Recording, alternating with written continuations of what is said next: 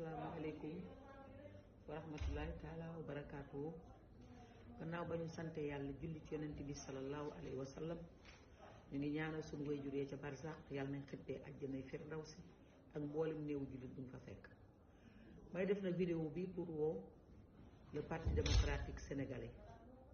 maa ngi woo toutes les femmes libérales comme ni ma ko waxee ci audio bi, jigéen ñu gore, jigéen ñu am valeur, jigéen ñu baax, jigéen ñu bëgg Ablaye Wade ak Karim Wade, jigéen ñu muñ. maa ngi leen di woo luñ ne woon ma nga nale bañ na yegg si na. ma di leen woo ñoom ñëpp altine incha allah à 3h à la permanence sur la VDN permanence Omar Lamine Badji pour ñu ñëw waxtaan naka la ñuy accueillir suñu gan, naka la ñuy accueillir suñu candidat, naka la ñuy accueillir suñu président futur président Karim Meïssa Wade. accueil triomphal boo xam ne kenn du ko mës a fàtte ci àddina. may woo nag képp koo xam ne mën nga cee ñëw.